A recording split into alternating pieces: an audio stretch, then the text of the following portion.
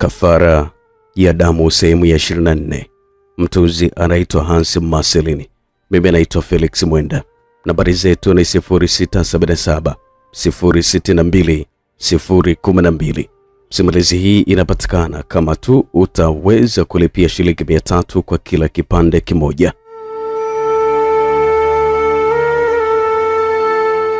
Sehemu iliyopita tulisha pale ambapo nilikuwa kwenye gari kuelekea nyumbani.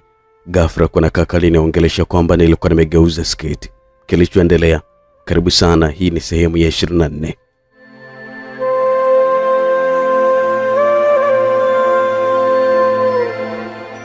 Nikajistukia sana mara baada ya kauli ile, na akanifanya nianze kujistukia upya. Tatizo lenu nyie mkiongeleshwa mnahisi ndo vile mtu kanaza. Namna gani je mamlai? Hasa unatuvalia minguo unageuza hivi au una mpango wa kupindua gari wewe? Nilimtazama kwa hasira sana yule kijana ambaye nilikuwa nimeshaanza kukereka kwa kuzungumza kwake vile. Alikuwa anaongea sana yule kijana. Nilianza kukereka, nikabaki tu kimya. Wewe sina kuongelesha ama? Mbona unavunga mamlai? Acha dharau basi. Alizungumza vile huku akiwa ananipiga begani. Huyu naye yukoje huyu?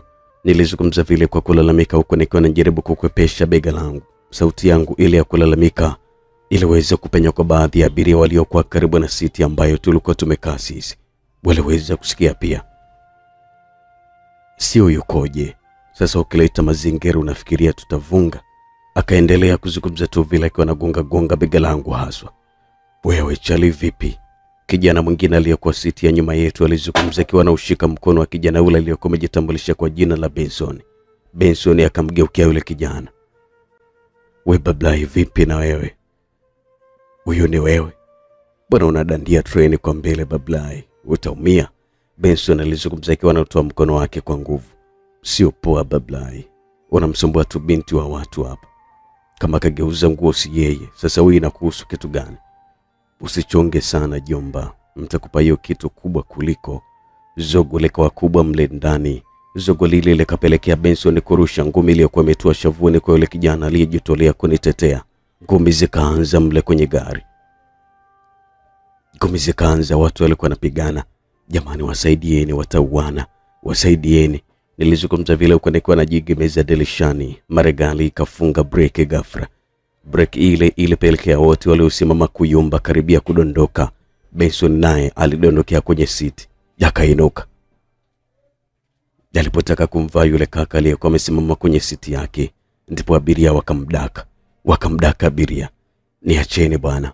Hebu niacheni. Hebu tulia wewe. Mtoeni nje huyo. Alafu kananuka pombe aka. Watu wakawa wanamsindikiza na maneno kipindi akiwa anatolewa nje. Yakafanikiwa kutolewa nje. Hebu sikia jomba. Kwa kuwa nauli yako hatujaichukua bado basi uenenda tu.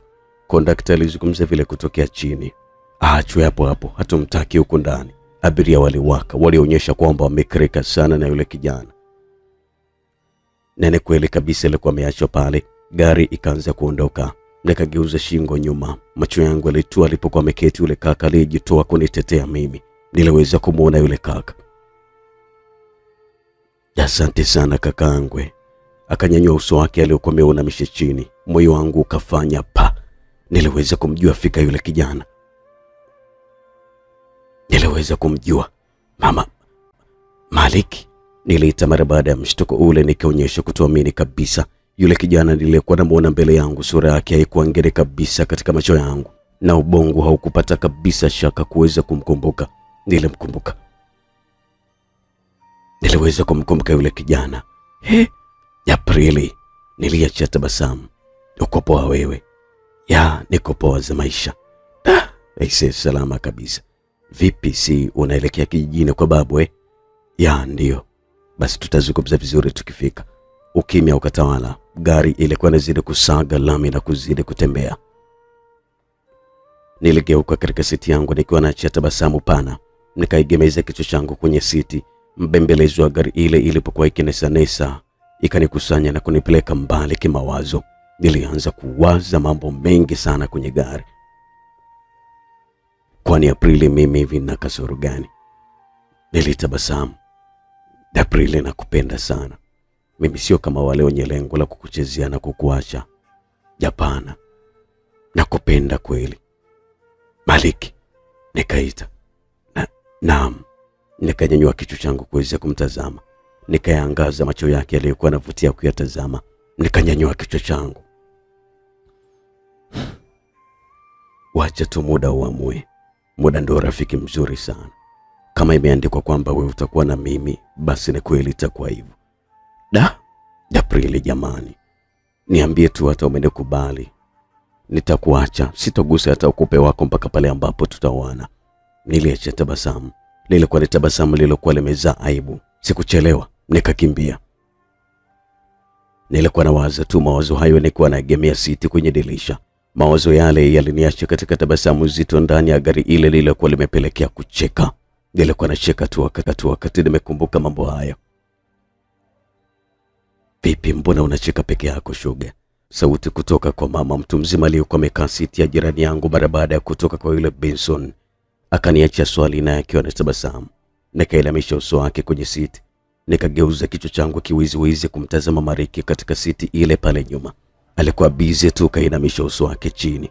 Na hisi kuna vitu alikuwa anafanya. Maana alikuwa ameshika peni pamoja na diary. Alikuwa katika mavazi masafi mno Mariki. Sikujua kabisa alikuwa anajishughulisha na kitu gani, kwa sababu mara ya mwisho kuonana naye kijijini ilikuwa nilivyokuwa namaliza kidato cha 4 kabla ya kuchaguliwa na kidato cha 5 katika shule ambayo ndiyo hiyo ilikuwa imeniingiza kwenye mitihani mizito. Nilifanikiwa kumaliza naye mwaka mmoja form 4, isipokuwa shule zilikuwa ni tofauti. Kuzoeana kwetu mimi na Maliki kulianza kama utani tu. Ilikuwa tulipokutana mara ya kwanza kisimani yeye alipokuwa anapita.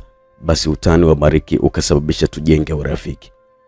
We dada, una mabastora kiasi hata waweza kwenda yaombea mkopo benki wewe.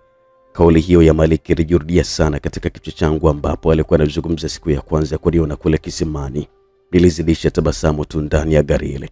Moyo wangu ulitokea kumpenda sana Mariki tangu mara ya kwanza alipoamua kunitamkia.